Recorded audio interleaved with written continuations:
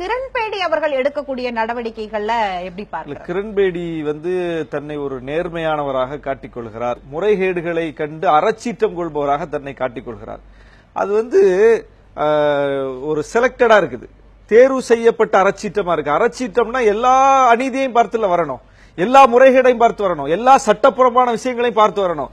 புதுவைக்குள் எல்லா சட்ட விதிகளுக்கு உட்பட்டு நான் அறச்சீற்றம் கொள்வேன் என்று துடிக்கக்கூடிய அதே கிரண்பேடி தான் சட்டப்புறம்பாக வனங்களை ஆக்கிரமித்து, தமிழ்நாடு அரசு சொல்லுது ஆமா வனத்தை ஆக்கிரமிச்சுதான் ஈசா யோகா கட்டியிருக்காங்க என்று தமிழ்நாடு அரசு நீதிமன்றத்தில் வாதாடுது. அப்படிப்பட்ட ஒரு நிகழ்ச்சியில போய் பங்கேற்று தன்னுடைய ஆதரவை வெளிப்படுத்துறார். அப்போ ஏன் அறச்சீற்ற புதுவைக்கு எல்லைக்குள்ள மட்டும்தான் வருமா? சட்டப்புறம்பான நடவடிக்கைகளுக்கு போய் ஏன் நிக்கிறீங்க? உண்மையிலே நீங்கள் சட்டப்புறம்பான எந்த விஷயத்தையும் அனுமதிக்காத ஒரு கேரக்டர்னா, அப்படிப்பட்ட ஒரு ஆளுமைனா நீங்க அதை கேள்விக்கு உட்படுத்தணுமே. இங்க ஜல்லிக்கட்டுல கூட அவங்க மாற்று கருத்து வச்சாங்க.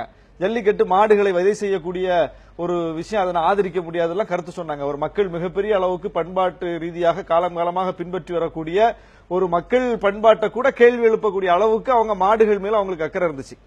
இன்னைக்கு மாட்டின் பெயரால மனிதர்களை ரோட்ல போட்டு அடிக்கிறாங்க, படுகொலை நடக்குது. எங்கேயாவது ஒரு இடத்துல இது தவறு என்று கிரண்பேடி பேசியிருப்பாங்களா? அப்போ மாட்டின் மீது அவர்களுக்கு இருக்கிற அக்கறை இந்த மனித சமூகத்தின் மீது ஏன் இல்ல?